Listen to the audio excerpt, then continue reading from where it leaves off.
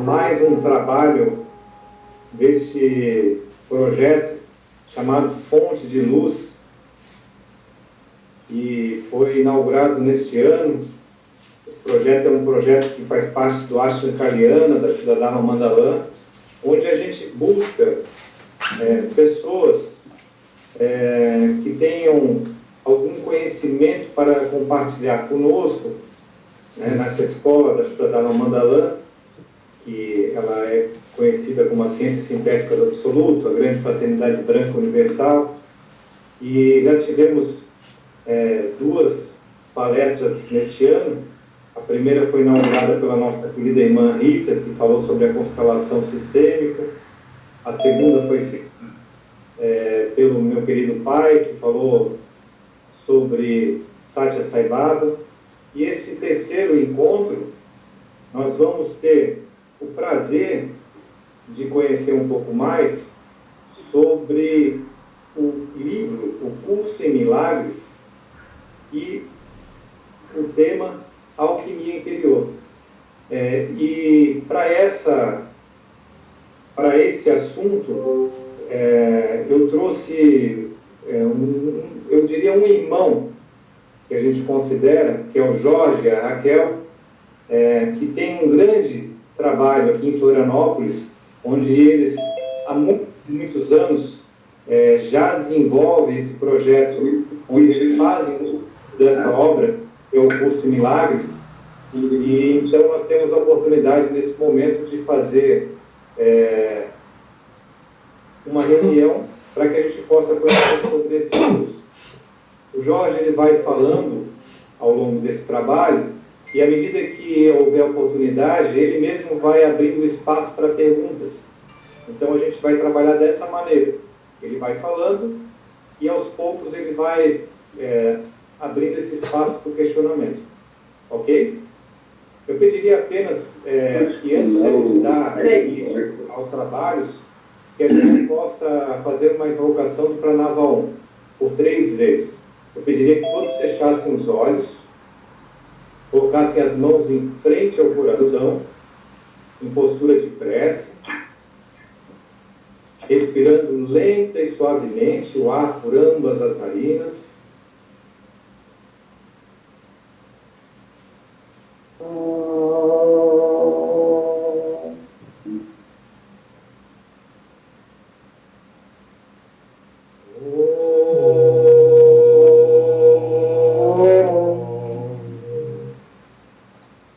Inspire.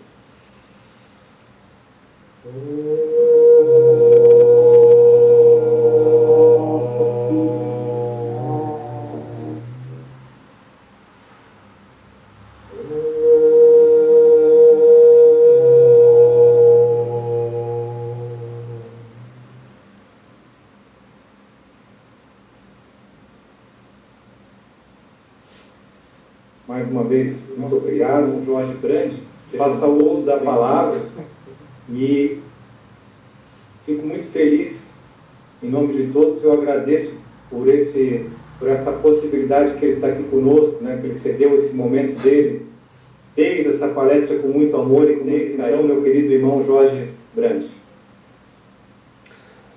Gustavo, todos presentes, sentimos-nos contemplados, Raquel e eu, por estarmos presentes, pelo convite e por podermos compartilhar um pouco a respeito do que nós obtivemos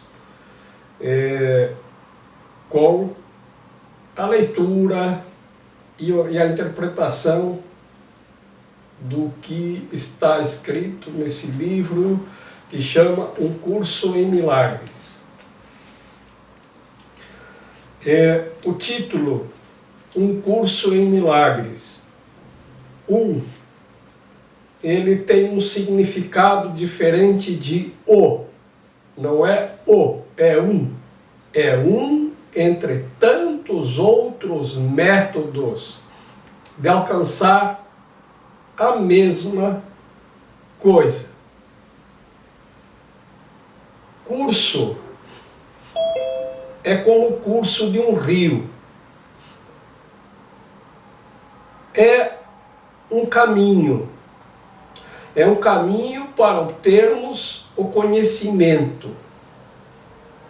Então, curso, a gente vai a um curso para obter conhecimento a respeito do que o curso propõe. Então, temos aqui um curso, que não é é um caminho entre tantos outros para alcançar o conhecimento. Este é um curso em milagres. E o que são milagres?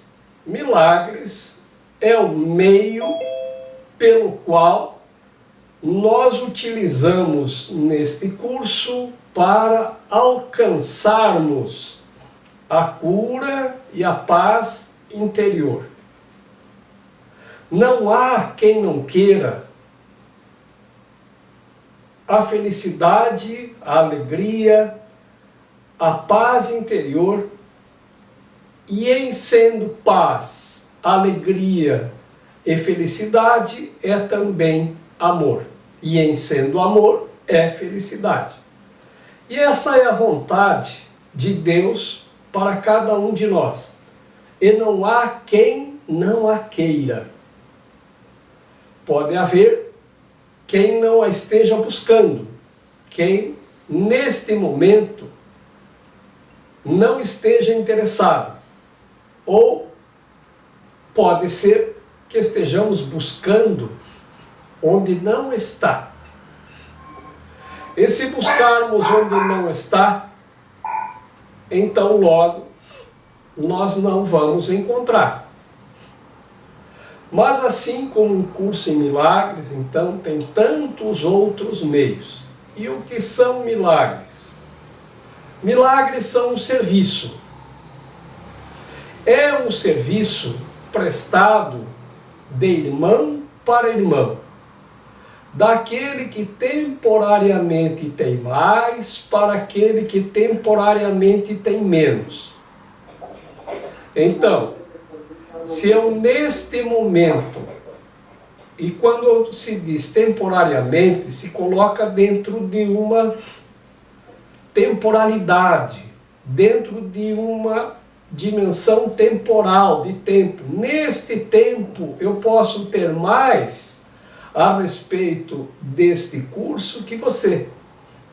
Mas você tem mais a respeito de outra coisa. Então, os milagres acontecem por cooperação. Quem tem mais presta o serviço para quem tem menos, temporariamente, porque o objetivo de todos é que todos alcançamos a unidade. Muito temos afirmado que todos somos um. Bom, nesse momento estamos utilizando a plataforma Zoom. Então dá para dizer que todos estamos um. Veja, mais do que o que está escrito nesse livro, e ele tem 1.300 páginas e as letras são pequeninas, é o que se alcança diante da leitura e da interpretação das Escrituras. Porque o que está escrito serve para lembrar, para ensinar. Mas o aprendizado, ele surge na mente do aprendiz, surge na mente do estudante, decorrente do estudo. Assim não é o que está escrito. É o que se alcança diante dos estudos e da interpretação do que está escrito. E eu vou falar, então, mais a respeito do propósito e do objetivo do que realmente ler o que está escrito. Porque ler o que está escrito é uma possibilidade para qualquer um. Compreender e alcançar é decorrente do que está escrito. Uma vez, diante da nossa livrariazinha que nós temos aqui em Florianópolis, com esse livro na vitrine, eu estava bem próximo à porta e dois senhores que estavam passando foram chamados a atenção pela presença do livro na vitrine, e um disse: olha, eu já li esse livro 3 vezes. É uma obra de arte. É o livro mais interessante que eu já li. Só que eu não compreendi nada. E então, aqui é assim: quem busca só não encontra, porque está negando o que está buscando. Porque o conhecimento, ele é compartilhamento. Não acontece em separado. Quando se diz que somos uma unidade, é isso que temos que alcançar. E é isso que buscamos.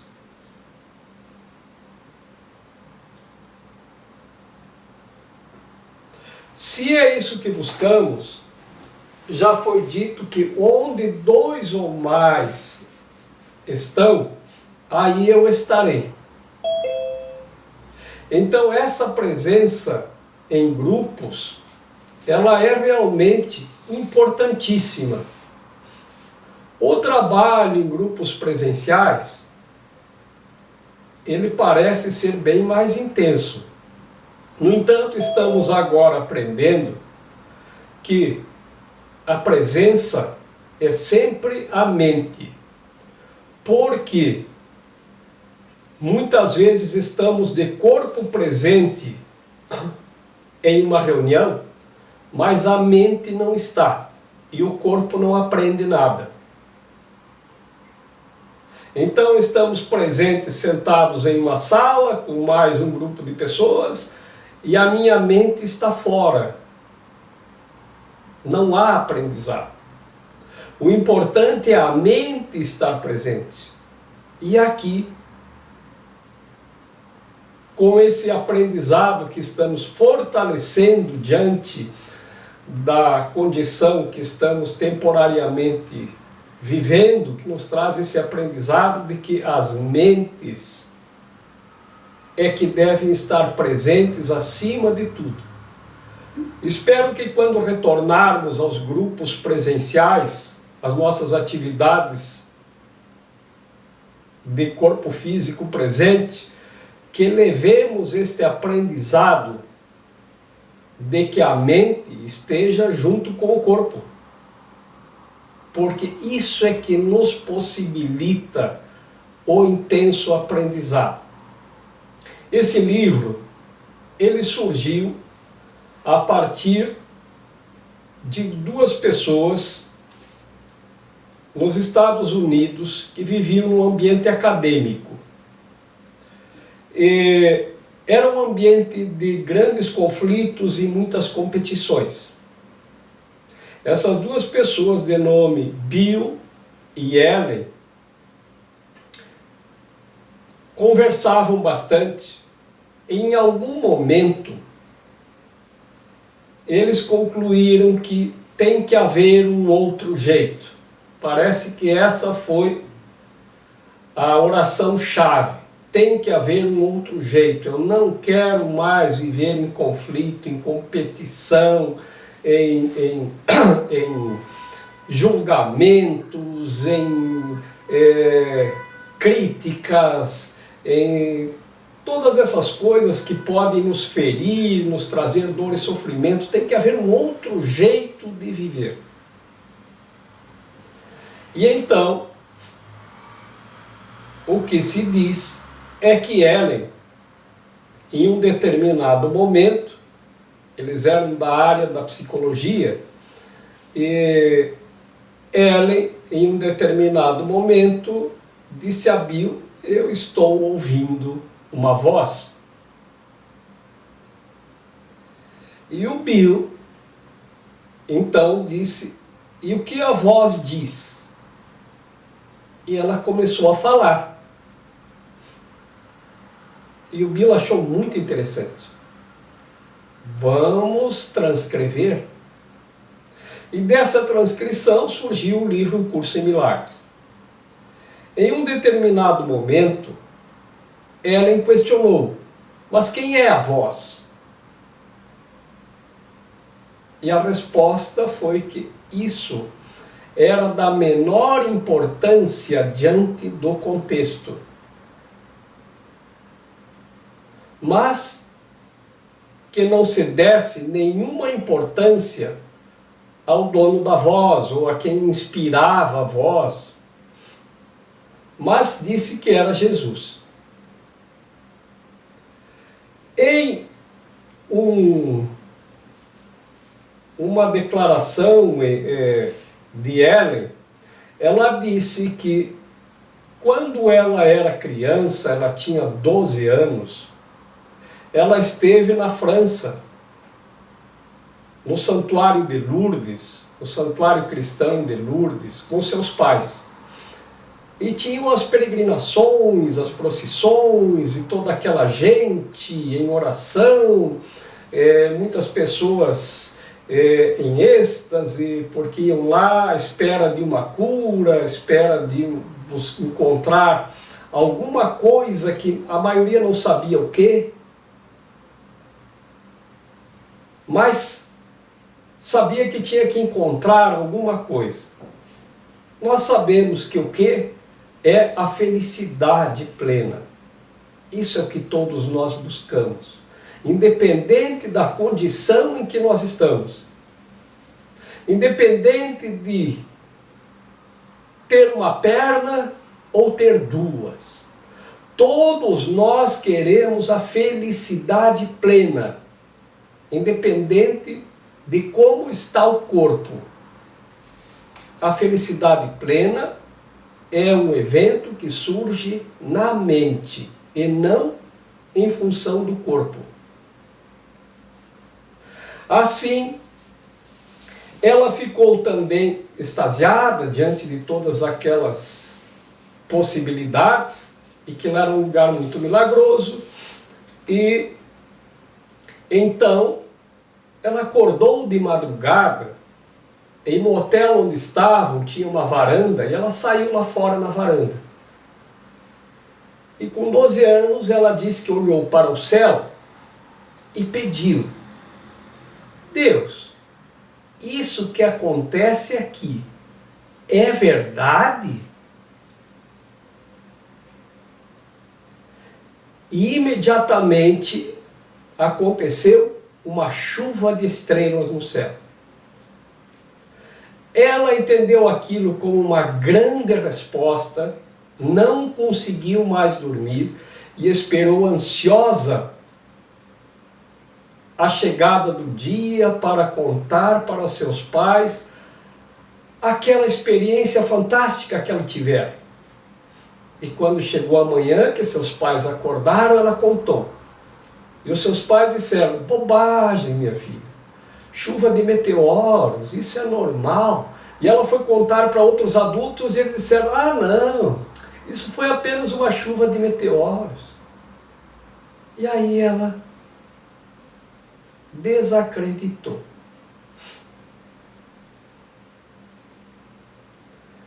Então eu digo a vocês, se algo assim acontecer para vocês, não contem para os adultos. Eles podem dizer: ah, isso é apenas um fenômeno natural, uma chuva de meteoros. Contem para as crianças. As crianças ainda são mais puras e elas vão entender e compartilhar. Por ser um lugar tão milagroso, que eu sempre digo que esses lugares sagrados são bancos de fé, vou compartilhar com vocês um pequeno acontecimento comigo que também se sucedeu em Lourdes. Estávamos Raquel e eu em Paris, e de passagem para o Cairo, no Egito. E lá nós já tínhamos estado, acho que umas 2 vezes anteriormente em Paris, e já tínhamos revisitado a Notre Dame, o Louvre, fomos passear na Torre Eiffel no final da tarde, onde as pessoas costumam fazer piquenique, e esses lugares que os turistas vão, né? E tínhamos um dia sobrando. O que vamos fazer amanhã? Vamos para Lourdes? Vamos. E aí fomos para a estação Montmartre, de onde partem os trens de grande velocidade, eles chamam TGV, que vão até Lourdes, nessa tarde anterior ao nosso dia de folga. E aí fomos lá e perguntamos, quanto é a passagem para Lourdes? E nós não falamos francês, alguma outra palavra, e inglês também bem pouquinho, e a pessoa falou e eu disse, escreve. E aí ele escreveu 38. 38 euros? Ah, dá-me 2 passagens.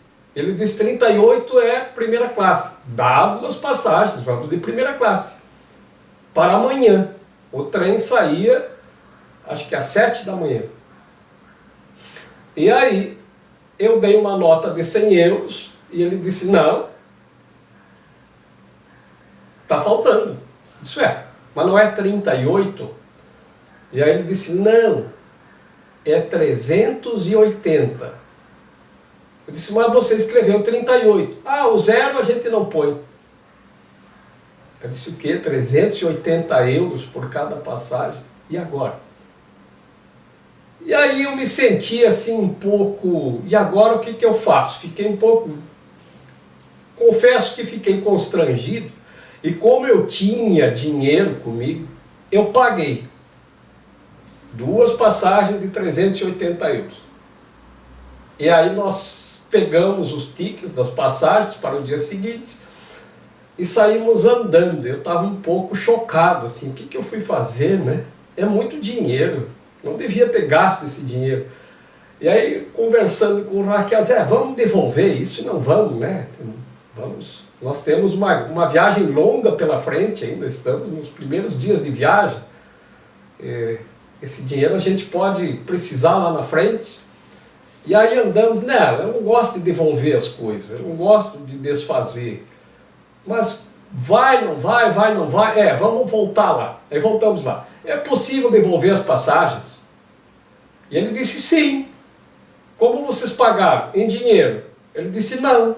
Se fosse em cartão de crédito eu cancelava, mas é que o dinheiro a gente põe diretamente no cofre, não há como tirar. Agora vamos. Saímos no outro dia do hotel às 5 da manhã, que tinha que estar 1 hora antes na estação. Estava frio, escuro, e pegamos o trem para Lourdes. 5 horas de viagem. Chegamos em Lourdes, eu acho que era próximo ao meio-dia, e o trem saía de volta às 5 da tarde. Então, o espaço que nós tínhamos era de aproximadamente umas 3 horas em Lourdes. E aí nós subimos da estação de trem até a Basílica lá de Lourdes e ficamos caminhando por lá, olhando, passeando, e aí notamos uma grande fila que descia, tinha uma descida assim, que descia. Vamos ver onde que está indo essa fila. E quando chegamos no início da fila, nós notamos que tinha uma área bem grande, onde tinha muita gente, e tinha muita gente na fila. E tinha gente de muleta, de cadeira de rodas, de maca, naquela fila. Mas nós ficamos a uma distância da entrada, assim, de uns 40, 50 metros, só para olhar o que estava acontecendo. E uma pessoa saiu lá de dentro e veio conversar conosco. E disse, quem são vocês? Eu disse, eu sou Jorge e ela é Raquel. E de onde vocês são? Eu disse, somos do Brasil. Venham comigo, ele disse. E aí, tudo bem, mas nós não sabíamos para onde, mas deixamos nos levar.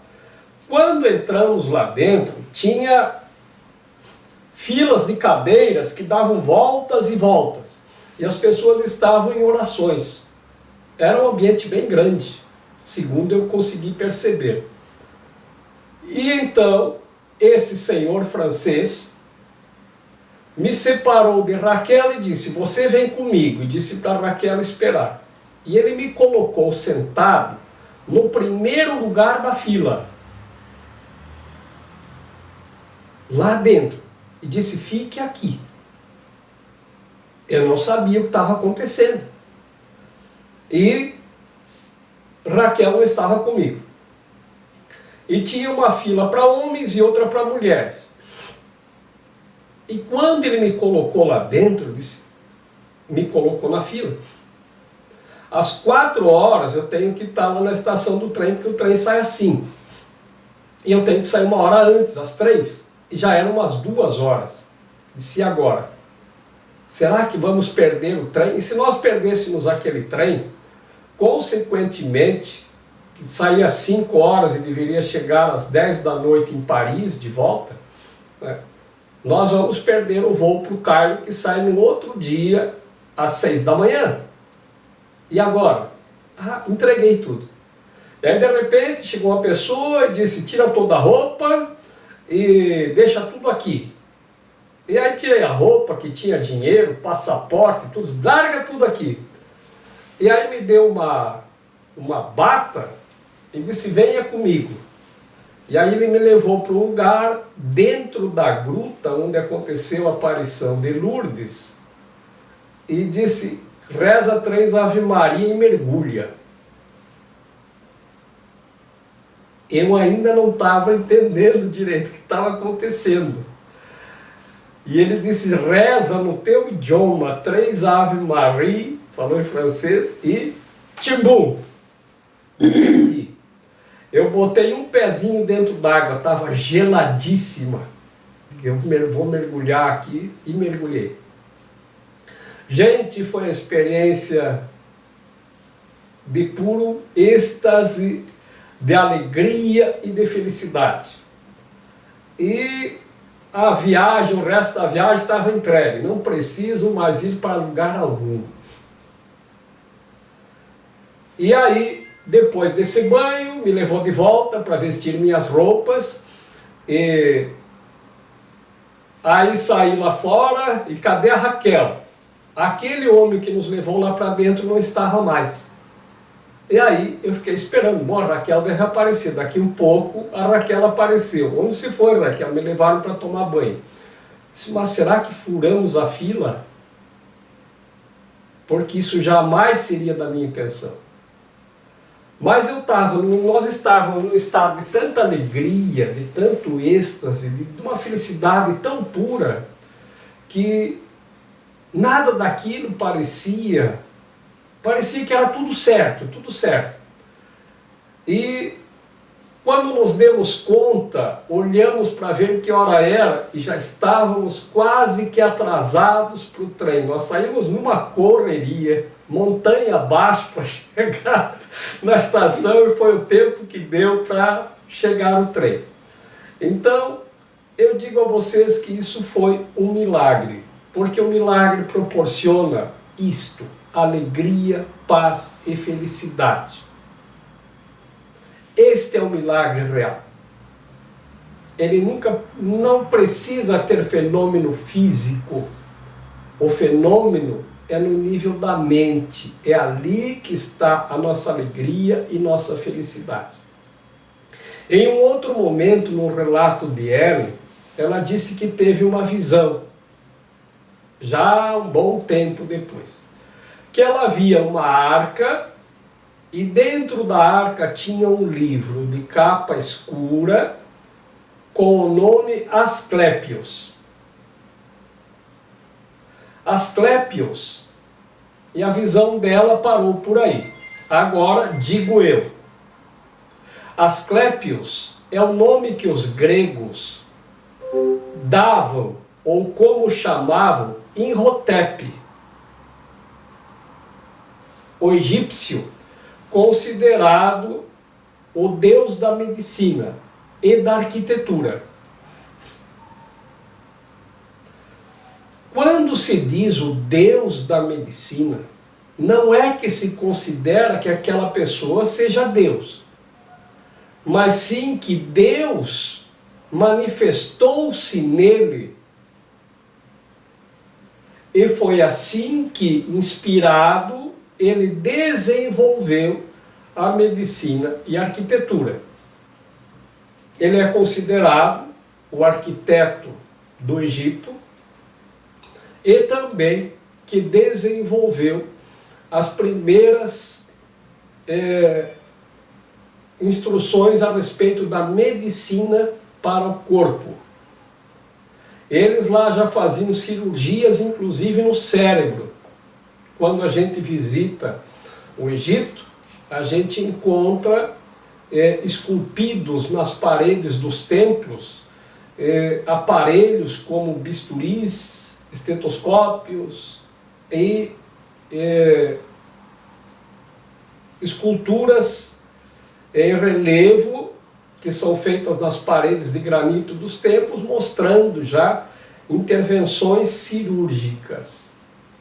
Então, por isso ele era considerado da medicina, da cura, da arquitetura. É atribuído a Imhotep o livro do conhecimento. Ele teria escrito esse livro sagrado, que era considerado sagrado, que se chamou o livro do conhecimento.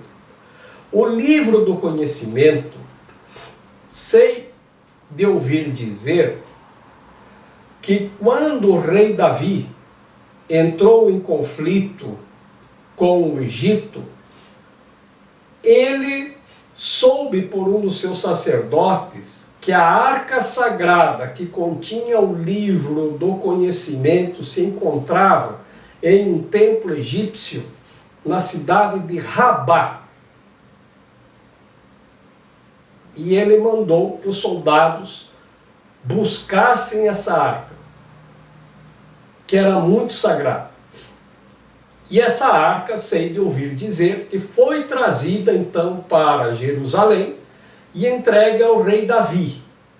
E depois nunca mais se soube a respeito dessa arca e desse livro sagrado.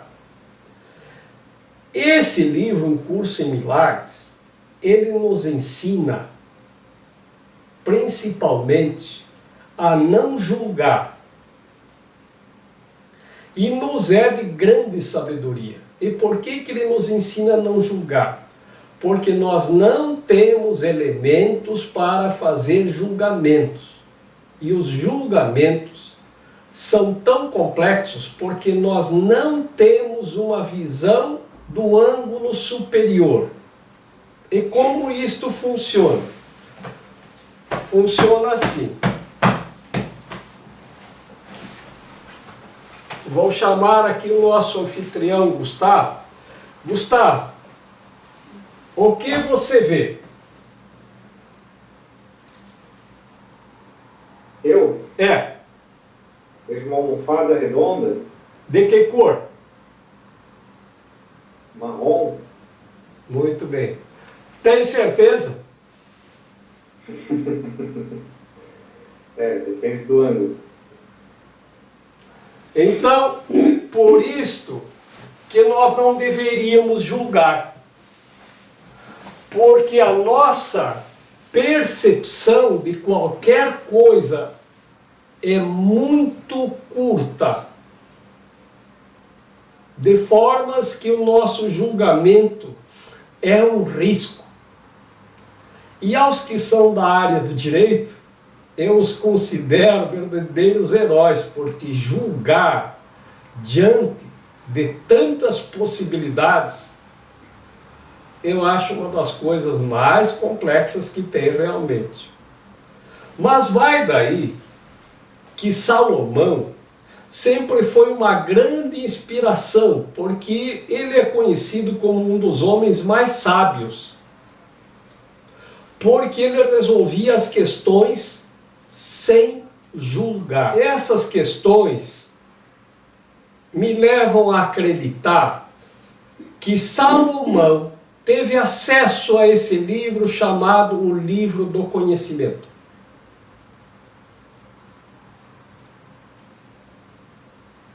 E eu acredito que esse livro, Um Curso em Milagres,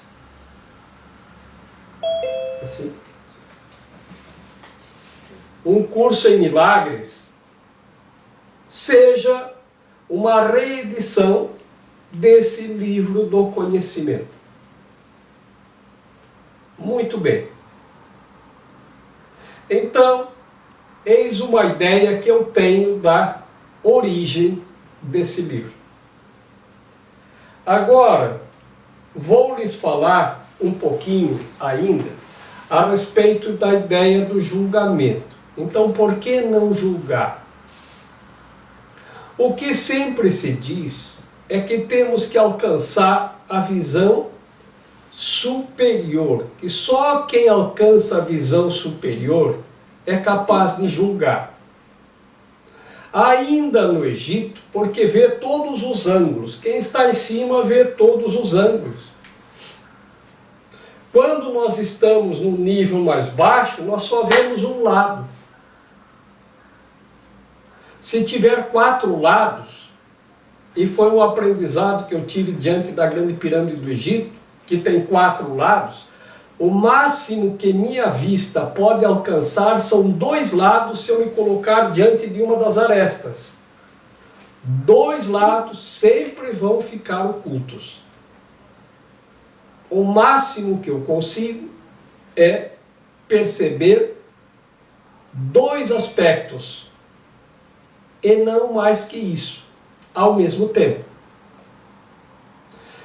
E se eu mudar de posição para ver do outro lado, pode ser que o que está acontecendo do lado que eu percebi primeiro tenha alterações. E assim é muito difícil julgar. Então, ainda no Egito, diante da esfinge, em uma meditação que eu fui fazer, eu encontrei aquela estátua num único bloco de pedra. Eu não sei dizer o tamanho, acho que era do tamanho de um ônibus. É muito grande. Construída em um único bloco de pedra, numa região em que pedra não havia nenhuma. E se diz da esfinge, há uma citação que a esfinge exige àquele que está na sua presença: decifra-me ou te devoro. Então eu vou passar para vocês o que Jesus, como Jesus, em sua passagem diante da esfinge, a decifrou.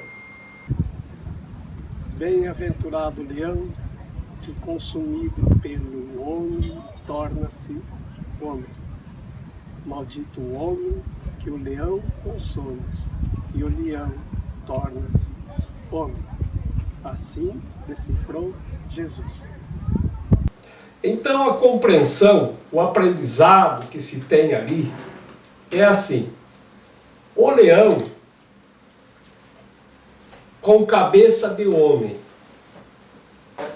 Qual a mensagem que esses antigos egípcios queriam para transmitir? O que temos que decifrar? O que temos que compreender diante desse grande monumento? Grande em tamanho. A cabeça tem que comandar o corpo. E o corpo não pode comandar a cabeça. Mas as nossas necessidades físicas, às vezes, fazem a gente perder a cabeça, como se diz naturalmente, e em função de perder a cabeça, nós vamos atender às necessidades e prazeres do corpo. Por isso, bem-aventurado aquele em que domina o leão e não se deixa dominar por ele. Como está escrito, maldito aquele em que o leão domina o homem. E o leão então se torna o homem se torna leão. Se torna dominado pelos instintos, porque não consegue dominá-los. Então, essa ideia, agora eu vou adentrar a ideia da alquimia. Por quê? Porque, como disse a vocês, o importante de um livro não é o que está escrito, é o que alcançamos diante do que compreendemos, que é um aprendizado que surge na mente diante daquele estudo, assim como teve aquele eureka, compreendi. Então, esta é a chave que todos nós queremos, a chave alquímica. Nós entendemos muitas vezes, a alquimia é transformar chumbo em ouro. O chumbo é aquele metal pesado que nós temos que fazer alquimia e transformar em ouro. O ouro é o símbolo da luz. É o símbolo da luz dourada do sol, que em praticamente todas as instituições representa Deus. Então, a luz do sol é a luz mais forte que nós podemos perceber. Então, em razão disto, nós utilizamos a imagem do sol para lembrarmos da luz. Então, em muitas instituições, eu tenho um exemplo que é uma imagem do sol utilizada em uma instituição religiosa para lembrar a luz de Deus. E torna-se então este um símbolo que eles chamam um símbolo sagrado. Não que o objeto seja sagrado. Sagrado é aqui ao que o objeto nos remete. Por isso a luz dourada. Então a alquimia é transformar chumbo em ouro? Sim. Neste sentido. Agora vejamos mais um aspecto.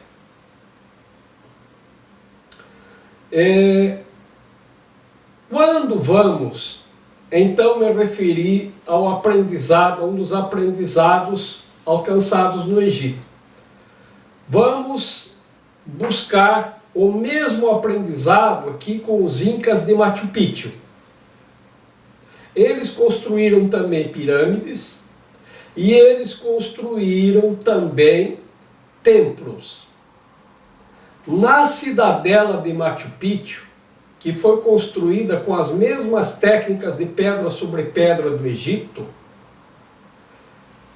nós encontramos um templo que ainda está lá, que é conhecido como Templo das Três Ventanas. Ventanas, em espanhol, traduzido para o português, é janelas. Mas, na verdade, ela não tem janela, porque janela é aquilo que se usa para fechar a abertura por onde passa o vento. Então, ventana é o lugar onde o vento passa livremente. Então, tem 3 aberturas no templo, que não tem janelas para fechar, e a cada abertura dessas o discípulo deve se postar e meditar para decifrar. Então, as 3 ventanas são a ventana da serpente, a ventana do puma e a ventana do côndor. Os templos egípcios também tinham 3 altares. Ainda estão lá. O primeiro nível, o segundo grau e o terceiro grau. Eram 3 iniciações. E Machu Picchu também eram 3 iniciações. A ventana da serpente, a ventana do puma e a ventana do côndor. Então, qual a primeira questão a se decifrar? Você olha pela ventana da serpente. O que você compreende? Decifre e explique.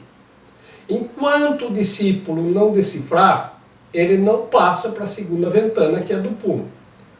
Então vamos pegar, porque a imagem, ela nos traz uma mensagem. E é assim que nós devemos entender as imagens. Todas as imagens trazem consigo uma mensagem. Nós temos que transcender a imagem para alcançar a mensagem. A serpente, ela é rasteira, se arrasta pelo chão, desgasta a sua pele, tanto que ela tem que trocar de pele, de tanto que ela desgasta se arrastando pelo chão. E quando ela encontra o obstáculo, ela não enxerga além do obstáculo. Ela só enxerga até aqui, não enxerga nada além daquele obstáculo. Por que janela nossos olhos estão olhando? Porque a verdade está no olho de quem olha. E a mente só vê aquilo que o teu olho quer ver. E o teu olho só vê aquilo que a mente quer ver. E a verdade está no olho de quem olha. Então, qual a verdade o que você entende como a verdade? Aquilo que você está vendo e nada além? Então esse está vendo pela ventana da serpente. Uma vez que você tem essa compreensão, você passa a meditar diante da ventana do puma. Qual a característica do puma? O puma dá saltos. Uma das visões que eu tenho na memória muito impressionante foi em El Calafate, na Argentina, em meio a uma montanha nevada, toda branca de neve, um puma saltando na neve. É uma imagem impressionante, memorável. O que acontece quando você salta? Você descola do chão. Você consegue ter uma visão além do obstáculo. Você já dá um salto, mas em seguida você volta para o ponto de partida. Então, quando nós entramos em um caminho, pode ser ele o yoga, pode ser ele um curso em milagres, pode ser um curso em yoga, um curso em milagres, um curso em qualquer um dos tantos métodos que temos para alcançar a alquimia do ser, que é transformar o chumbo em ouro. Veja, a serpente não pode saltar. É chumbo. Quando ela salta um pouco, ela se transforma então no puma. E o salto seguinte é quando se tem essa compreensão. Então, quando nós entramos em um caminho e damos aquele salto, temos as primeiras compreensões, isso é um salto na nossa mente. Nós estamos vendo além. Já estamos dando saltos. Eventualmente, opa, alcancei uma compreensão superior. É a ventana do puma. Agora você compreendeu. Agora o objetivo é a ventana do côndor. O que é o côndor? O côndor, ele vai lá em cima. ele tem a visão superior. Ele vê tudo o que está abaixo e tem uma visão perfeita, identifica tudo o que está abaixo e pode ficar o dia inteiro planando lá em cima. Ele ainda tem que pousar no sol. E pousa no pico das mais altas montanhas. Ele vai até o chão buscar o alimento para o físico, mas quando pousa ou constrói seu ninho é no ponto mais alto, no pico mais alto das mais altas montanhas nevadas. E a sua visão é sempre superior. O que o discípulo tem que alcançar? A visão do côndor. Uma vez uma pessoa que estudava um caminho inca, xamânico, inca, não me lembro como era o nome que eles davam, acho que era o caminho vermelho, alguma coisa assim. Ele disse, eu quero ser o côndor, eu quero ser o côndor. Mas ela nunca entendeu o que era ser o côndor. Eu quero ter a visão do côndor, ela dizia então. Mas a visão do côndor, ela disse que teve uma vez, quando viu um côndor no céu. Eu tive a visão do côndor. Ter a visão do côndor não é enxergar o côndor lá em cima. É ver como o côndor vê. É essa alquimia que nós temos que fazer. E no templo Inca, que é o primeiro dos 3 templos, o primeiro das 3 ventanas, e assim também é nos templos egípcios, quando você alcança essa visão superior, você pode meditar, então, entrar no templo do côndor, porque são 3 templos, o primeiro com 3 ventanas. Agora você pode meditar no templo do côndor. Se juntar àqueles que já alcançaram essa visão superior. Seria, vamos dizer, no nível que nós entendemos, já no nível do sacerdote. Até alcançar o templo do sol, ou da luz. Quando você alcança, consegue permanecer nessa visão mais elevada, então, se você consegue permanecer o tempo total, você vai então para o templo do sol ou para o templo da luz. Esse templo da luz é a iluminação da mente, onde você tem toda a compreensão. E sua mente se enche de alegria, felicidade, paz e intenso amor. Esta é a alquimia que temos que alcançar. Essa imagem no Egito é a imagem mais conhecida do Egito. É Mahati, chamada a deusa da justiça. Ela tem asas. Por que deusa da justiça? Porque ela é uma imagem feminina com asas. A imagem feminina nos remete aos atributos femininos. Os atributos femininos são a sutileza, a leveza, a gentileza, a pureza, a doçura, a meiguice e tantos outros.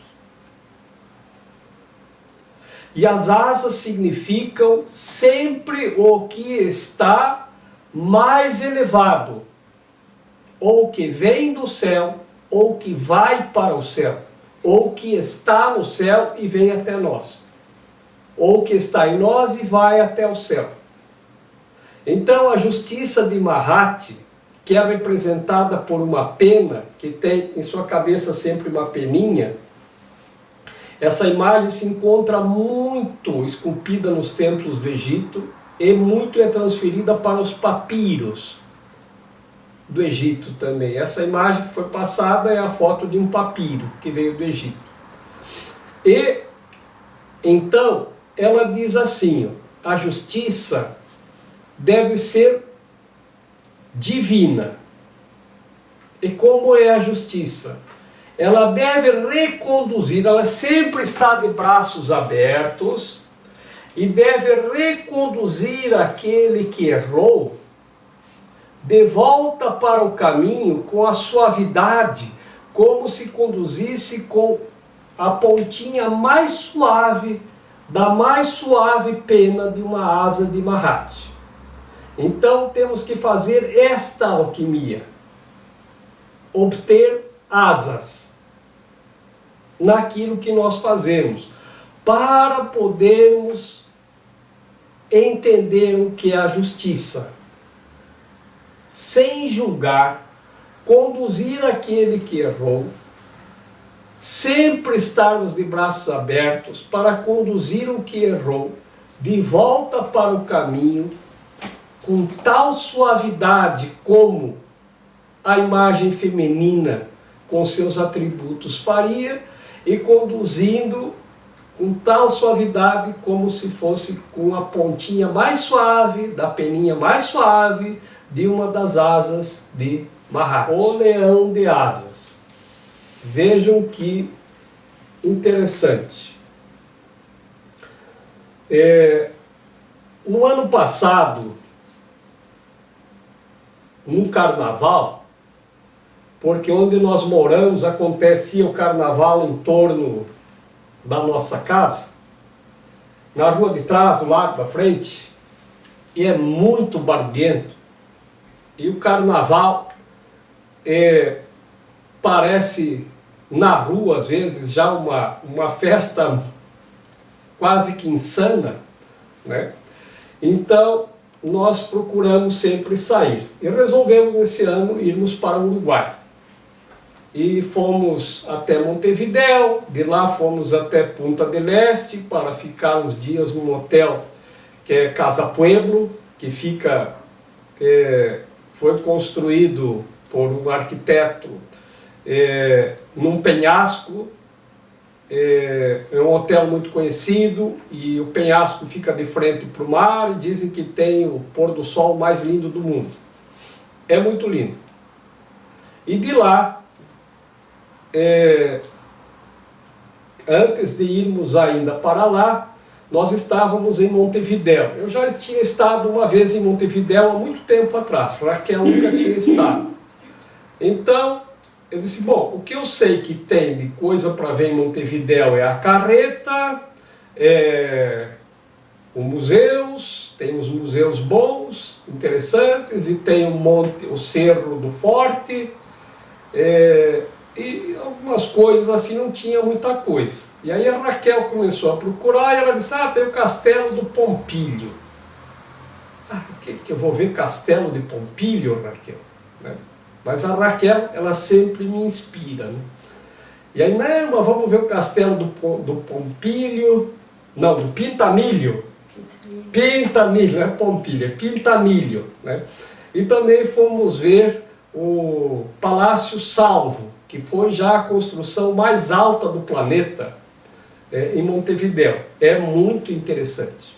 Quando teve o Zeppelin, ainda andava por aí, que era aquele dirigível de gás, tem uma foto famosa com o Zeppelin em cima da construção mais alta do planeta, que é o Castelo Salvo, no Uruguai.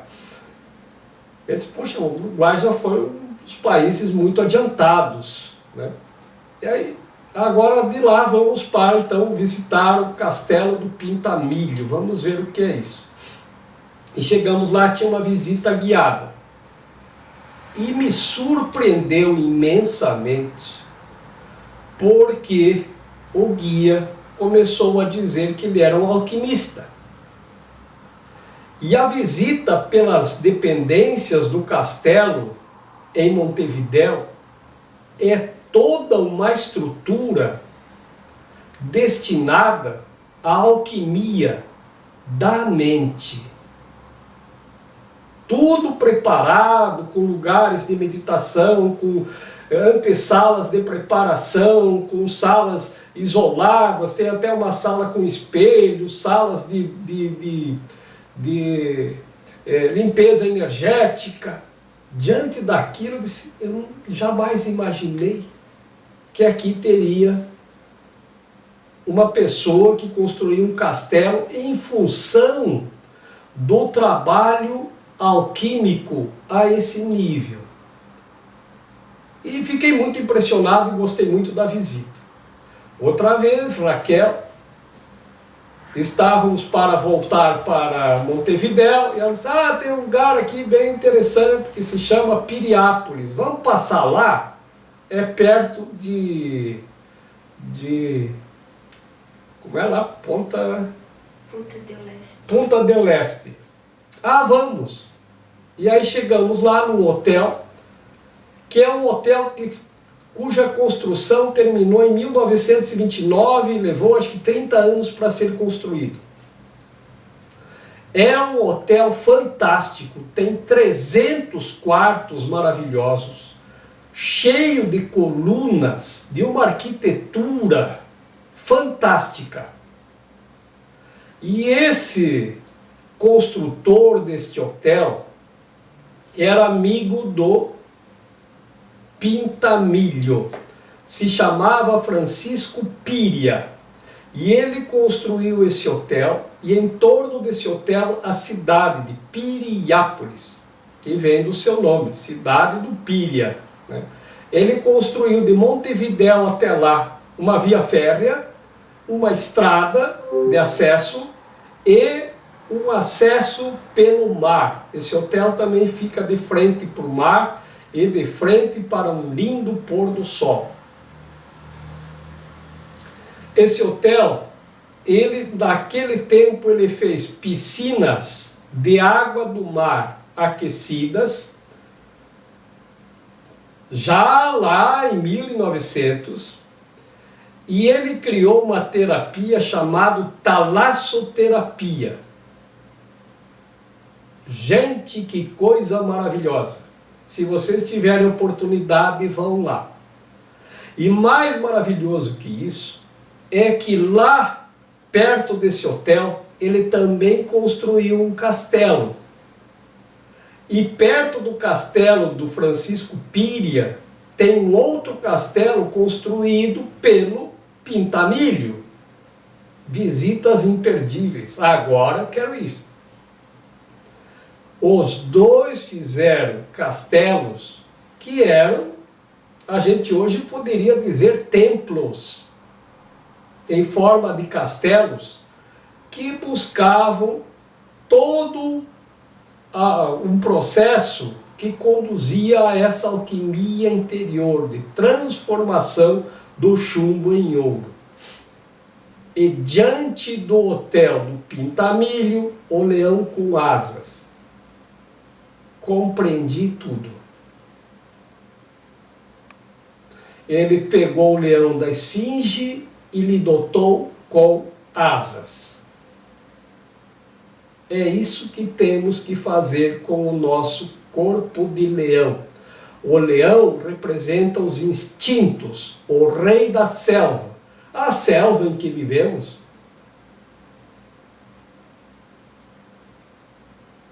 Ele dá asas para alcançar essa leveza de conseguir voar, igual o condor. Quando chegamos no Nepal, começamos a perceber que essa imagem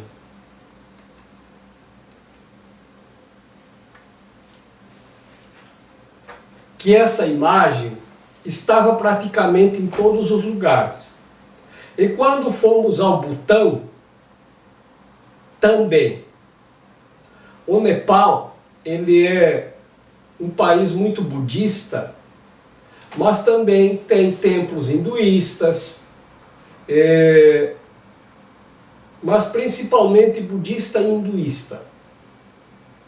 Quando chegamos ao Butão, o Butão é só budista. Então lá tem um rei, é o reino do Butão, é considerado o último paraíso da Terra e o lugar onde o país mais feliz do mundo, o reino da felicidade. Não em questões financeiras, mas em questões da paz e da felicidade.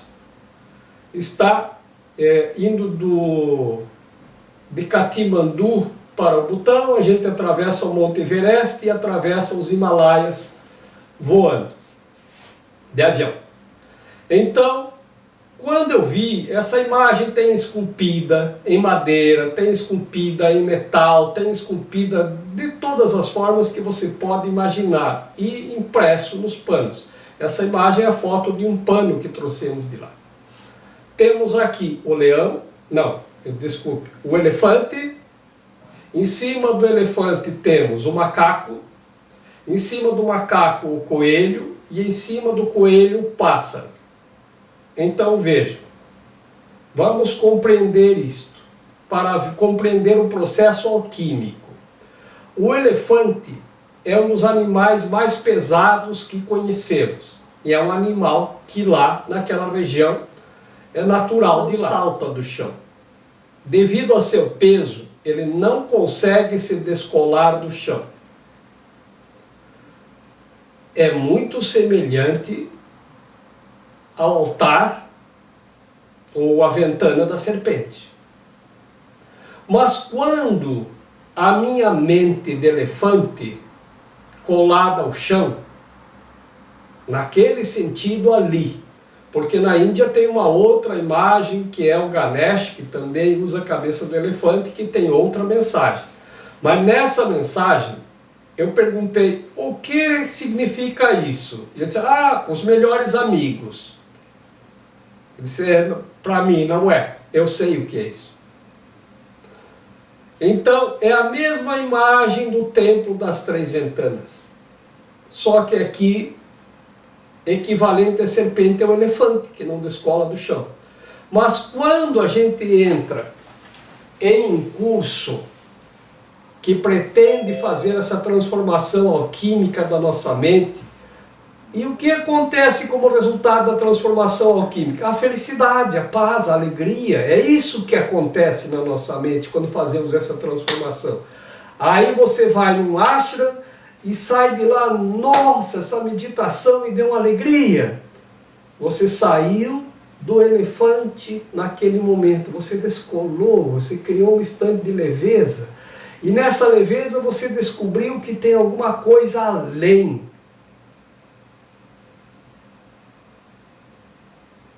E aí eles lá dão a imagem que não tem em outros sistemas de pensamento, que é do macaco. Mas tem naquela região e também tem no hinduísmo, como no budismo. Essa é uma imagem budista. No hinduísmo, o macaco é o Hanuman, que significa a mente macaca. Então a pessoa descobriu que tem alguma coisa além. Poxa vida, então agora que eu descobri que tem uma coisa além, agora eu vou no ashram, eu vou no Rosa Cruz, eu vou no maçom, eu vou no Reiki, eu vou no curso de milagres, eu vou no centro espírita, eu vou na igreja católica, eu vou na igreja... Agora eu quero descobrir tudo. Então você fica saltando de um lado para outro, porque o macaco ele não salta para cima, ele salta de um lado para outro e para baixo. O macaco sobe na árvore e salta para baixo, mas para cima não. Então essa é uma imagem que eles chamam lá o discípulo que não é fiel. Ele vai em tudo. Não quer dizer que seja bom nem que seja ruim. É apenas a imagem desse que entra no caminho, se encanta e sai pulando em tudo que é coisa que encontra. Tá? Então, quando a pessoa encontra um caminho, ele dá realmente o primeiro salto, que daí é o coelho, que aqui nos Andes tem o puma, que lá não tem nos Himalaias, mas eles têm o coelho, e depois do coelho, outra vez o pássaro. Então, esta é a visão que um curso em milagres chama a visão do Cristo, que é a visão que devemos alcançar, que é a visão do pássaro, que é o leão com asas, e é o que todos os caminhos propõem. Esse também é um caminho utilizado por um curso em milagres. E qual é a base de todo o livro Um Curso em Milagres para fazermos este trabalho? Ele diz: a expiação é o princípio, o milagre é o meio e a cura é o resultado lógico.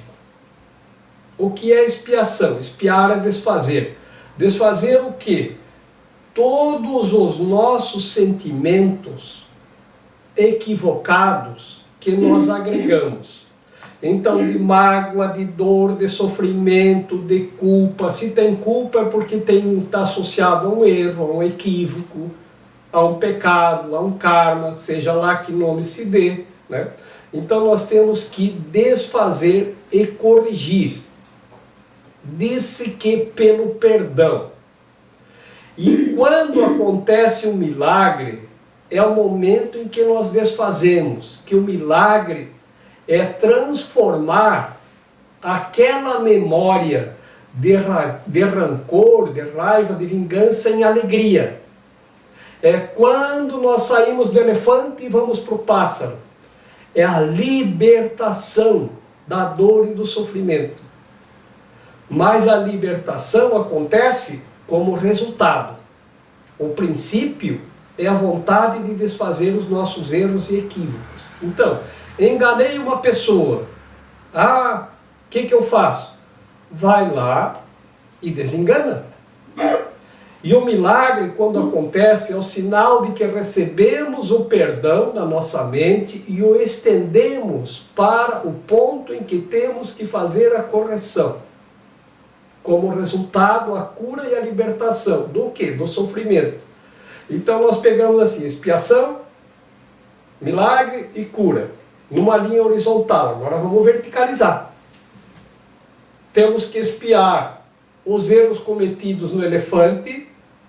O milagre é darmos o salto e a cura é a linha do céu, da alegria e da paz e da felicidade.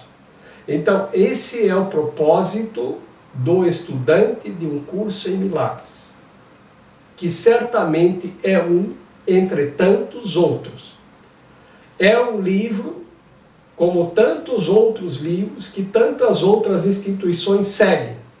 E com todos eles, o aprendizado, embora talvez tenha outros métodos de estudá-lo, interpretá-lo, compreendê-lo para que surja na mente o aprendizado capaz de nos impulsionar para esse estado de felicidade plena,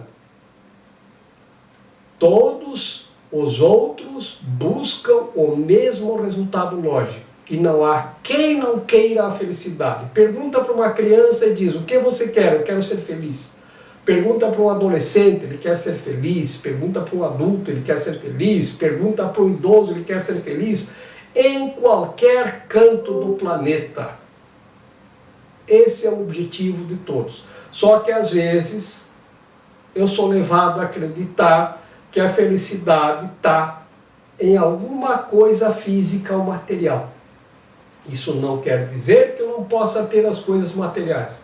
Quer dizer que eu tenho que ter luz na mente para entender que a felicidade está na mente, não na matéria. É lá onde ela está. E é esse nível da mente que devemos alcançar. Por isso que quando falamos em mente, a gente sempre pensa em algo que está acima, como o côndor, como o leão agora com asas, como o pássaro do Butão, do hinduísmo, e como a imagem do Espírito Santo da Igreja Católica, que tem o mesmo ensinamento que tem no Antigo Egito, de onde as criaturas criam asas, as imagens criam asas. Eu acho que é de onde surgiram as primeiras asas colocadas em imagens humanas e de diferentes animais também, tem animais com asas também, os pássaros, né? Com asas que voam, de onde sai a ideia do pássaro do Espírito Santo e assim por diante em todas as outras instituições. Mesmo as que não têm asas como símbolo dessa ascensão, que é quando se faz a alquimia do elefante para o pássaro, da serpente para o pássaro e do pássaro para o sol, para a luz, para a iluminação da mente, o propósito é o mesmo. Pode ter outro método, outras imagens que nos levam a alcançar a mesma compreensão. Obrigado pelas belíssimas palavras. a gente percebe que a tua fala não é apenas uma fala teórica, mas é uma vivência, uma experiência, algo que você traz, é o teu olhar sobre tudo isso que está se tratando de, não é só um livro, mas é a tua caminhada, é a tua jornada, né, com experiências tão ricas para nós, né, tão pessoais, tão tuas, e eu te agradeço de coração por teres compartilhado com todos nós. José Vanildo, tudo bem, seu Jorge? Tudo bem, seu Vanildo. Pode me chamar só de Jorge, eu te chamo só de Vanildo, como os irmãos se tratam. Combinado. A minha pergunta é muito simples, assim, na sua opinião, qual é o milagre primordial? Milagre. Qual é o que dá origem aos outros milagres? O milagre é sempre um sinal de cura. E a cura é sempre no nível da mente. E o milagre é sempre o resultado de uma libertação de um sofrimento. As pessoas, elas sempre colocam muito em determinadas instituições como um sofrimento físico. Ah, eu estava com uma dor no joelho e aconteceu um milagre e o joelho não dói mais, né? Agora, o físico, ele é neutro, porque ele sempre é uma manifestação ou é uma projeção da nossa mente. O corpo físico se projeta a partir da nossa mente. Todos os órgãos físicos e todo o corpo físico é uma projeção da nossa própria mente. E é onde a mente manifesta o que está acontecendo no nível em que nós não podemos perceber. Então, uma dor no joelho é a mente dizendo: tem alguma coisa errada na tua caminhada, alguma coisa que tem que corrigir. A correção sempre acontece no nível da mente, porque a mente pode curar o corpo, mas o corpo não pode curar a mente. Mas pode ser útil como instrumento de aprendizado para a cura da mente. Como é que o primeiro milagre aconteceu? Como é que a primeira manifestação desse milagre em todo o universo aconteceu? O milagre, ele é um instrumento de cura. Ele é um meio de cura. Ele aconteceu a primeira vez que alguém cometeu um erro e se libertou dele pelo perdão. O que é o perdão? O perdão é o ato de perdoar a nós mesmos e perdoar ao nosso irmão por um erro que tenha acontecido. Então, em um curso em milagres, o milagre tem esta conotação. É sempre o meio. Porque, veja, quando eu coloquei aqui expiação, milagre e cura, é nessa linha que nós seguimos. Então, aonde acontecem os erros? No nível físico. Mas os erros acontecem a partir da mente. Porque o corpo não erra, ele é neutro. A mente é que comanda o corpo. Então, quando nós corrigimos na mente, aquele sofrimento ele se dissolve. Quando eu faço algo contra você, e você e eu somos irmãos, eu faço para mim também. Assim como dou, eu tenho. Dar e receber é a mesma coisa. Pela medida que medires, serás medido. E tantas outras formas de dizer a mesma coisa. Então, se eu fico magoado, eu fico contigo. Contigo quer dizer eu e você.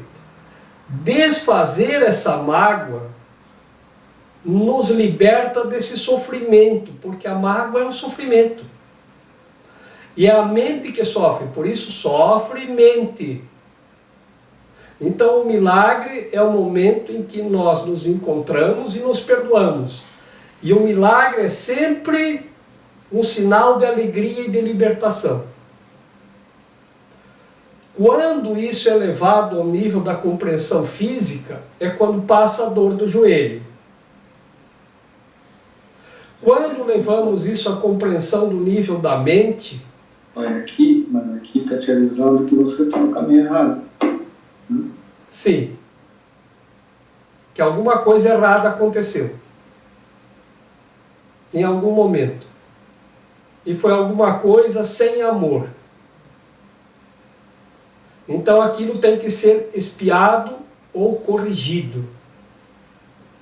E quando nós nos dispomos a espiar ou corrigir, o milagre acontece. E consequente disso, a cura do sofrimento. Isso é um milagre como interpretado por esse livro. Então, por isso que é um curso em milagres. Poderia ser um curso em yoga. Aqui é em milagres. Então, nós vamos pelo caminho, entendemos por essa compreensão, por essa linha de pensamento, que os milagres curam.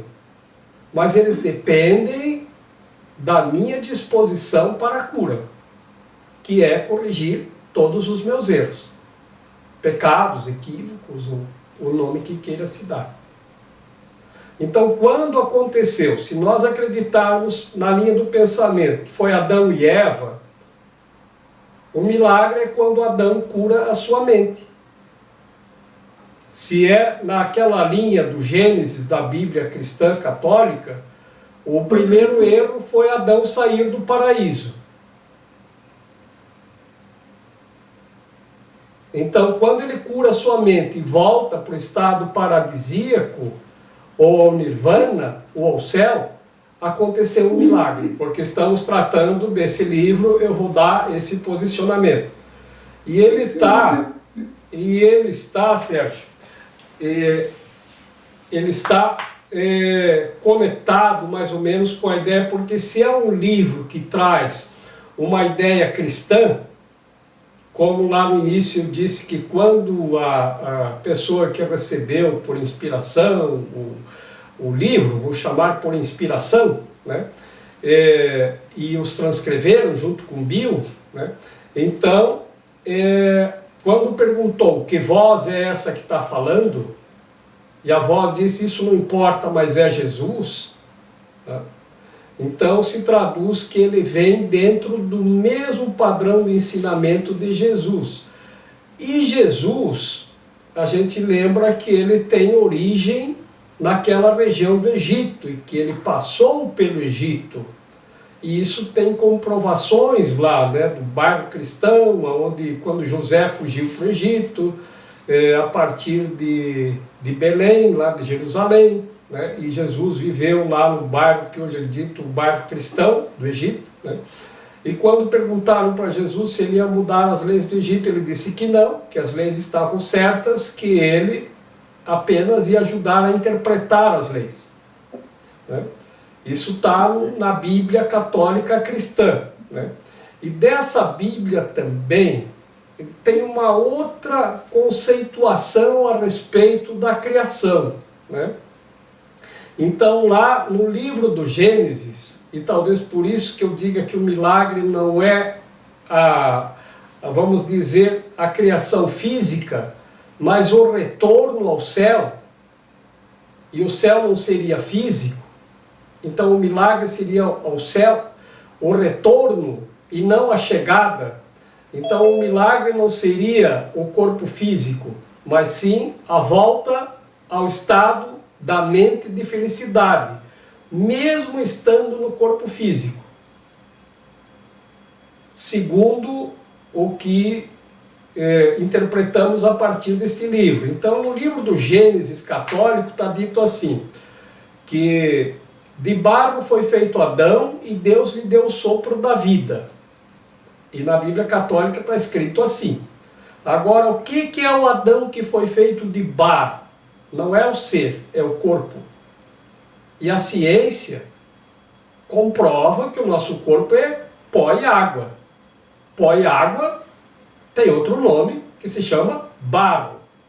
Você junta pó com água e você tem barro. Então, o nosso corpo orgânico é feito de barro, né? Se tu deixa de alimentar com pó, que seria o sólido, né, ele declina, né? Se você deixa de alimentá-lo com água, ele também fica desnutrido. Alimentamos o que é de barro com o que vem do barro, que é os sólidos e os líquidos. Sentido, vejam que interessante. No livro do Gênesis, da Igreja Católica, é dito que a serpente tentou a Eva, e a Eva foi lá, e agora eu vou brincar um pouquinho com as meninas, né? E tentou o coitadinho e inocentezinho do pobrezinho do Adão, né? Que coitadinho tão puro, caiu em tentação, né? Então tem a serpente, tem a Eva, tem a maçã que foi oferecida pela serpente, e tem a maçã, simboliza o fruto da terra. Então não era a árvore proibida do céu, era a árvore do fruto da terra, que não era para cair em tentação. E a serpente outra vez é simbolizada, vou pegar o templo de Machu Picchu, com aquele que se arrasta pela terra, não tem a ver com o céu. O sheik da Mesquita Azul de Istambul disse que o Alcorão, ele conta a mesma história do Gênesis que a Bíblia. Só que ele coloca de outra maneira, que Adão e Eva foram tentados simultaneamente pela serpente, todos os dois, ao mesmo tempo.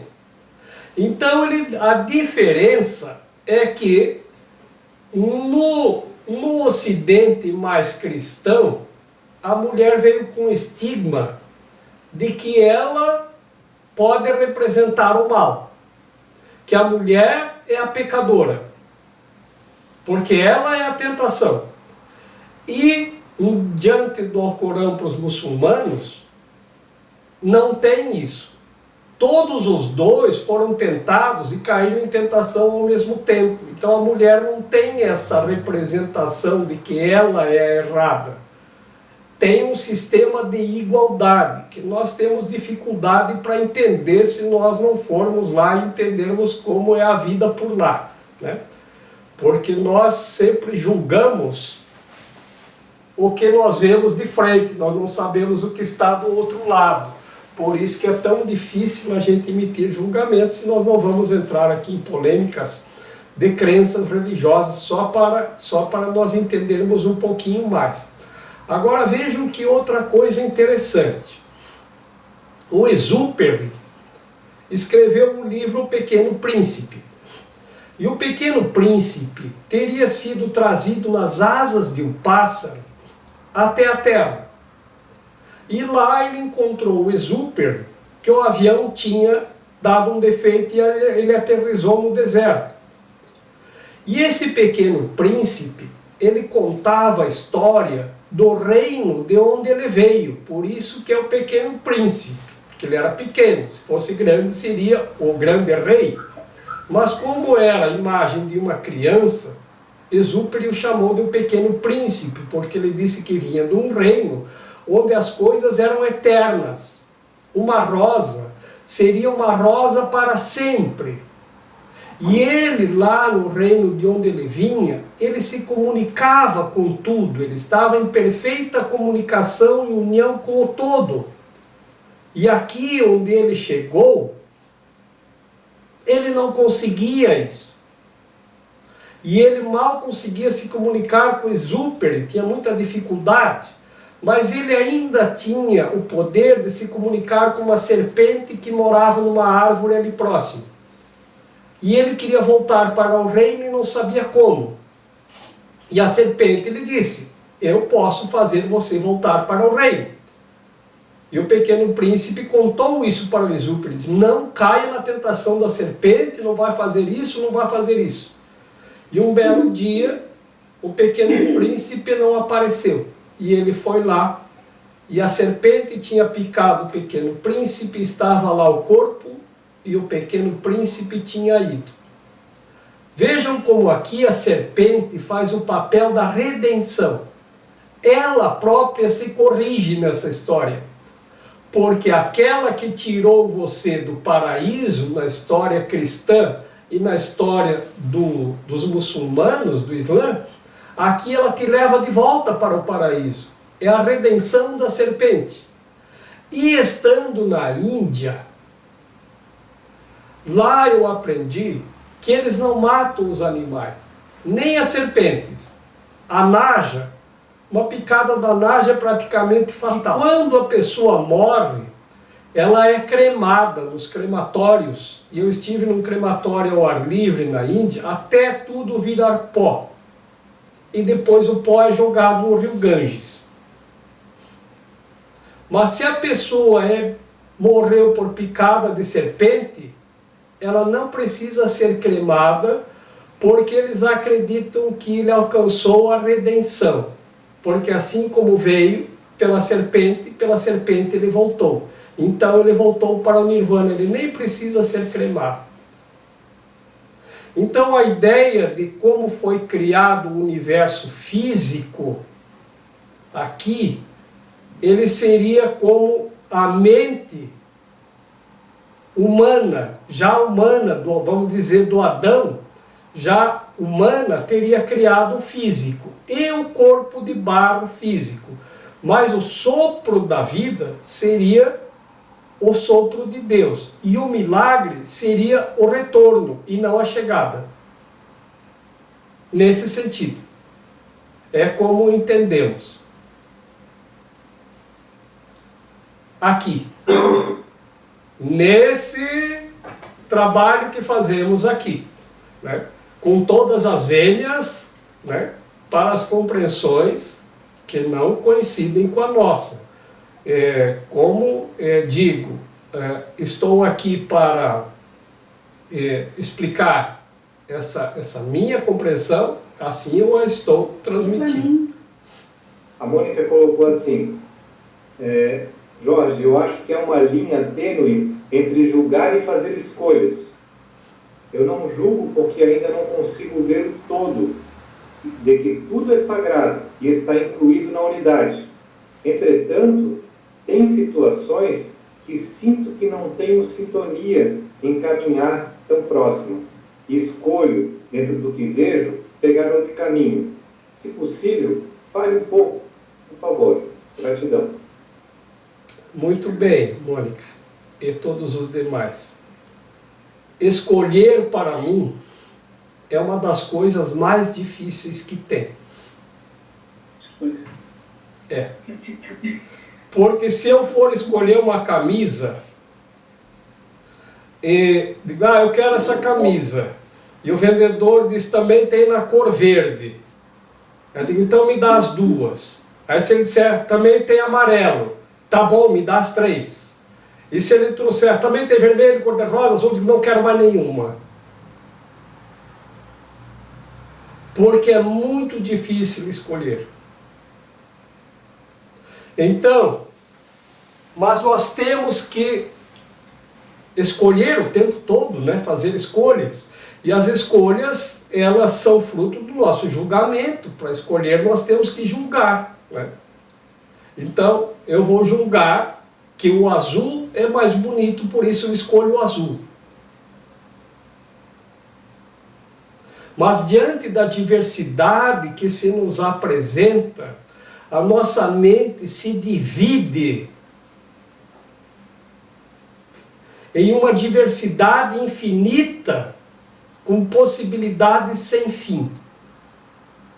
Isso é a coisa mais difícil que temos, uma mente dividida. Tinha um rapaz que vinha na nossa livraria, nós vendemos alguns artigos religiosos, místicos, esotéricos, entre eles incenso. Então ele vinha me perguntar, Jorge, qual é o incenso que tu gosta? Eu dizia, não é, mas tu vai comprar para me dar de presente ou tu vai comprar para ti? É para mim. Então tu tem que escolher o que tu gosta. Não, mas eu não sei qual que eu gosto. Me diz aí, qual que tu gosta? Eu digo, não, eu não vou dizer. Você cheira cada caixinha de incenso e escolha você. E ele não conseguia. Aí ele ficava ali, ficava ali, ficava ali. Aí entrava um cliente e ele ia lá, qual é o incenso que tu gosta? Aí a pessoa diz, eu gosto esse de sândalo. Então eu vou levar o de sândalo. Aí no outro dia ele voltava e disse, não gostei do de sândalo. Disse, mas qual que tu gosta? Eu não sei, qual que tu gosta? Eu não vou dizer. Olha, ele ficou assim, até hoje ele é frequentador, desde que nós abrimos a lojinha, uns 30 anos, ele hoje aprendeu a escolher. Ele já sabe o que ele gosta. Ele já vai lá e compra um incenso que ele gosta. Eu gosto desse aqui, vou levar esse aqui. Mas ele tinha uma mente tão dividida que ele não conseguia escolher nada. Ele não sabia nem se ele ia para o lado direito ou para o lado esquerdo da rua. Era muito difícil para ele.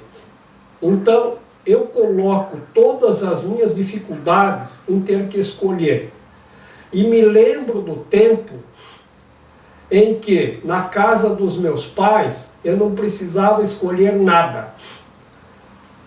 Chegava lá, ele dizia, minha mãe dizia, veste essa roupa, coloca esse sapato, e a comida está na mesa, e eu não precisava escolher coisa nenhuma. Isso para mim, eu era feliz e não sabia. Mas eu, quando fui crescendo, quis escolher o que eu quero, o que eu gosto. E a partir daí, a mente vai se fragmentando, vai se dividindo de uma forma que chega num ponto a gente não sabe mais nada.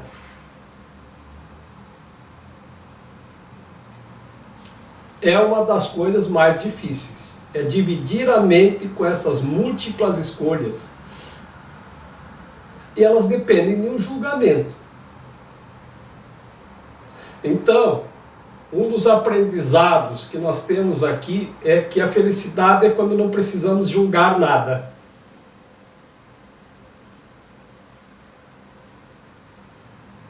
Por isso que aqueles que trabalham com a justiça nesse plano, eu acho que fazem um dos papéis mais complexos na minha compreensão, porque julgar me parece tão difícil justamente pelo aspecto daquilo que eu mostrei anteriormente. Não sei se todos estavam. Gustavo, outra vez, o que você vê?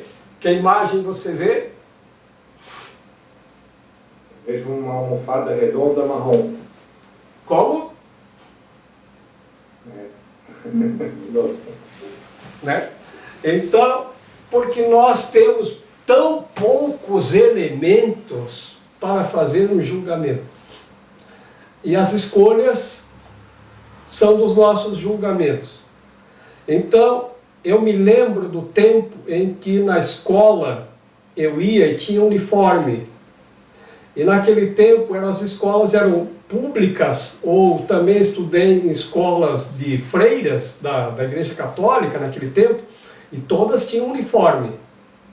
E as crianças das classes mais altas e das classes mais baixas frequentavam as mesmas escolas. A uniformização não permitia que víssemos diferenças e não nos permitiam escolhas. E éramos felizes, porque convivíamos de todas as classes sociais na época, juntos nas mesmas escolas, uniformizados. Então era o mesmo sapato, era a mesma calça, era a mesma camisa. E se alguém chegasse sem uniforme, voltava para casa.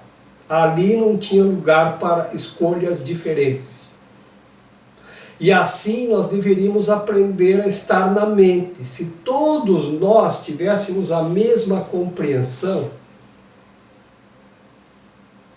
então por isto que eu digo assim, o que difere as diferentes instituições muitas vezes são os livros sagrados, os seus livros, que são considerados sagrados. Não que o livro o seja, mas que ele remete você ao sagrado, nesse sentido. Que o livro é papel, né? Mas ele contém o aprendizado que te leva ao sagrado, por isso ele é consagrado. Mas eu digo mais, como no exemplo do Alcorão e da Bíblia Católica, dita pelo Sheik da Mesquita Azul de Istambul, o diferente não é o que está escrito, É a interpretação que leva a gente a pensar diferente. Então, se unificarmos o pensamento, e agora eu vou voltar para o Butão. É um reino, lá no meio dos Himalaias, que tem um rei e uma só religião. E o rei é vitalício e a religião também. E lá não é admitida nenhuma outra igrejinha, religião, crença ou sistema de pensamento. Nasceu no Butão, é budista. É butanês e é budista. E tem um rei. Não tem escolha para prefeito, vereador, presidente, deputado, nada. E tem um lama, que é o chefe da religião budista. E o lama, ele não é escolhido, ele nasce. E os monges, os lamas budistas, então, sabem onde vai nascer a criança, que deve ser educada para ser um lama, e assim que nasce ele é levado para o mosteiro, ele é criado e orientado o tempo todo dentro do mosteiro. E os pais dessa criança se sentem contemplados. É como a Virgem Maria e o José. Eles se sentem assim, que o seu filho nasceu para ser um lama e conduzir o budismo, para até alcançar o grau mais alto, que é o grau de lama do budismo. E na sala do trono, onde se tomam as decisões no Butão, tem 2 tronos. Um não é diferente do outro. Um é para o lama e o outro é para o rei. Estão lado a lado. Atrás do trono tem uma estátua de Buda de 30 metros de altura. E de um lado tem 1000 estatuetas do Buda, cada um diferente do outro. E do outro lado tem 1000 imagens de Buda, cada um diferente do outro, que representam as milhares de possibilidades de escolha e a dificuldade de tomar decisão quando está sentado no trono, diante de 1000 possibilidades de um lado e 1000 possibilidades do outro. Quanta sabedoria! E o povo, dizem que é o povo mais feliz do mundo. E é um povo tão simples, tão amoroso. Também lá tive muitas experiências. Então, diante de tantas escolhas, eu tenho que tomar uma decisão. E como é que eles tomam decisões? Então eles não escolhem. Eles decidem juntos, o rei e o lama. E como eles decidem? Se é para a felicidade do povo, que se cumpra. Esse é todo o trabalho que eles fazem diante de tantas múltiplas possibilidades de escolha. Só se for para a felicidade do povo. Mas se nós tomarmos tal atitude, algumas pessoas não vão ser contempladas. Então, não. Porque todos têm que estar felizes, sem exceção. É esse o aprendizado que temos que ter. Decidir pela felicidade. Então, isso vai trazer felicidade para mim. Por quê? Porque a maioria das coisas que escolhemos, elas servem para nos ferir. Como que acontece? Todos nós queremos a felicidade. Então, eu acho que eu vou ser feliz se eu tiver um Mercedes conversível. Puxa vida! E aí, eu consigo um Mercedes conversível. Ah, como eu estou feliz! Aí, eu saio para dar a primeira volta, estaciono o carro e vou tomar um café. Quando eu volto, alguém bateu no meu carro e amassou. O que acontece com a minha felicidade? Se eu coloquei a felicidade no carro, agora eu estou ferido, triste e sofrendo. Então, por isso que nós temos que tomar decisões que estejam acima do elefante. Por isso que temos que alcançar a visão do Cristo, a visão do pássaro, do côndor. Porque ali é que a gente toma decisões que podem nos levar à felicidade. A serpente, o elefante, quando estamos olhando e só vemos um lado, como tu sabe o que vem junto com o carro? Porque a propaganda é que vem só alegria e felicidade. E quando amassa o carro, você vê que é um combo em que as coisas podem interferir as tuas escolhas. Por isso que nós temos que fazer esse trabalho de alquimia na nossa mente para estarmos na luz. E mesmo que amasse meu carro, eu não vou trocar o amassado pela minha alegria e pela minha felicidade. Aí você alcançou esse nível. Aí nada mais pode interferir. Então agora você pode tomar decisões corretas. Então lembrem-se do rei e do lama do Butão. Como eles decidem acima das possibilidades múltiplas de escolha. Eu acho que de vez em quando, quando eles não sabem o que fazer, eles saem caminhando lá, olhando imagem por imagem, todas as 1000 de um lado, já sabe escolher, não, agora vou do outro. E vai tanto o rei quanto o lama, até eles sentarem e dizem, não, eu acho que tem um aqui que não vai ficar feliz. Então, não decide nada ainda. Só quando tivermos certeza que é para a felicidade do povo. E nós somos o nosso próprio rei e o nosso próprio lama. Está em nós. Porque somos do reino e pertencemos ao reino. O reino é o céu, disse Jesus. Não importa que nome você dá a esse céu. Pode ser nirvana, pode ser paraíso, ou outros tantos, né? Mas você pertence a aí. E a aí é o estado de alegria e felicidade plena, não importa o que aconteça. Nesse estado você consegue tomar decisões. E essas decisões vão ser sempre acertadas. Eu chamo de milagre aquilo que a pessoa ainda, por desconhecimento, não conseguiu encontrar uma explicação racional. Porque milagre, por definição, seria aquilo que não tem explicação racional, porque vem do campo do transcendente, vem da explicação por uma intervenção divina.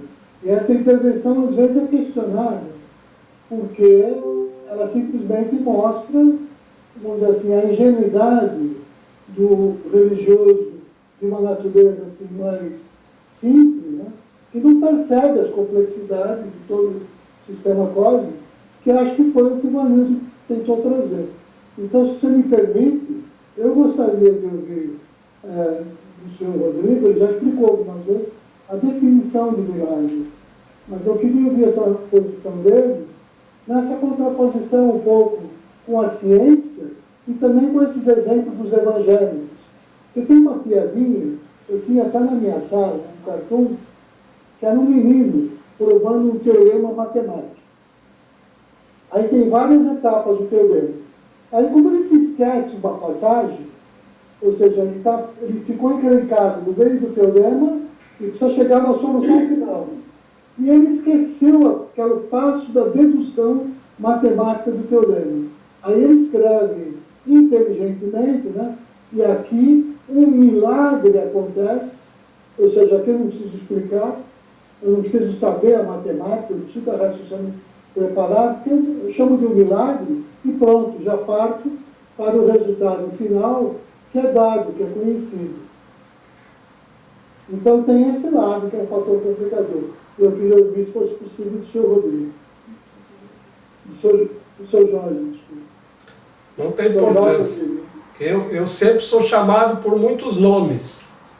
Me desculpa, seu. Um grande Olha, amigo que eu conversei com ele. não se preocupe. Não se preocupe. Eu sou chamado muito de Luiz, de Sérgio, né? E um dia veio um rapaz aqui e ele ficou a manhã inteira conversando comigo e me chamando de Sérgio, né? Aí, tudo bem para mim, eu sou o mesmo, não importa o nome, né? E não corrigi, né? No outro dia ele veio se desculpar. Puxa, passei o dia inteiro te chamando de Sérgio, né? Aí depois eu conheci uma moça e a gente conversava muito, né? E aí a gente conversava muito pelo WhatsApp, trocando ideias, e a gente já se conhecia já há mais de 6 meses, e ela me chamava, acho que era de Carlos, né? E Carlos, mas eu sabia que era eu, tá tudo bem, né? Nunca me deu o trabalho de corrigi-lo, né? E um dia ela me chamou de Jorge, né? E no dia seguinte ela se deu conta, meu Deus, Carlos, eu queria pedir perdão para você porque eu te chamei de Jorge. Eu disse, não, mas Jorge é o meu nome. Então não se preocupe.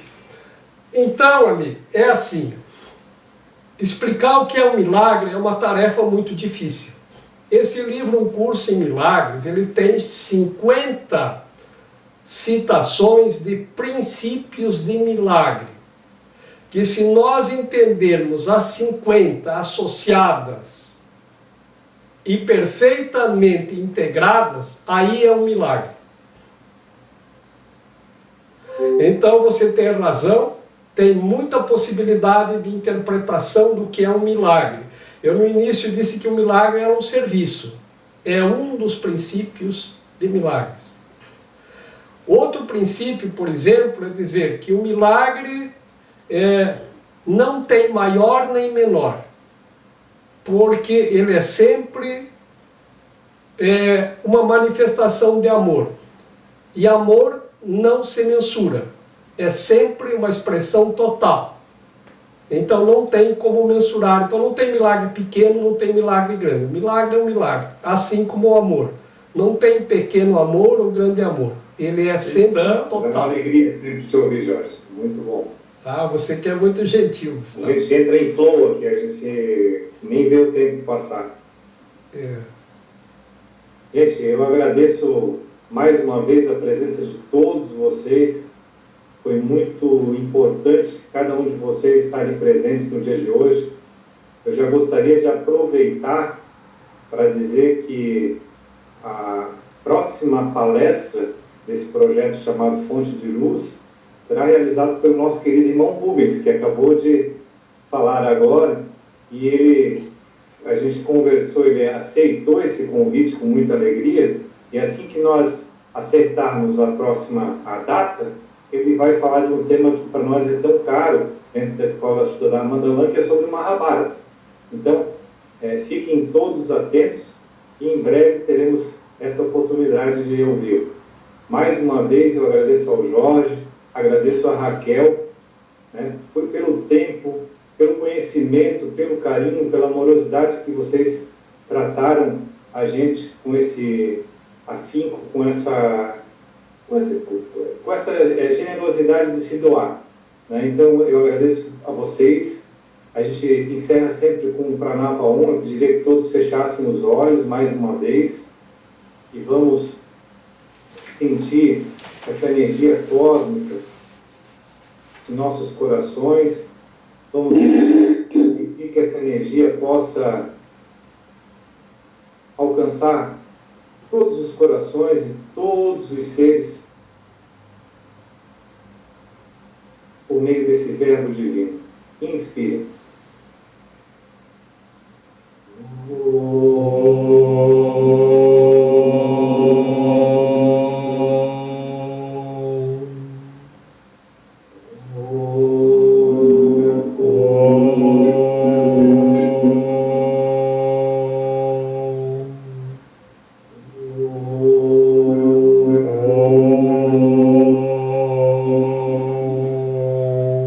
Shanti,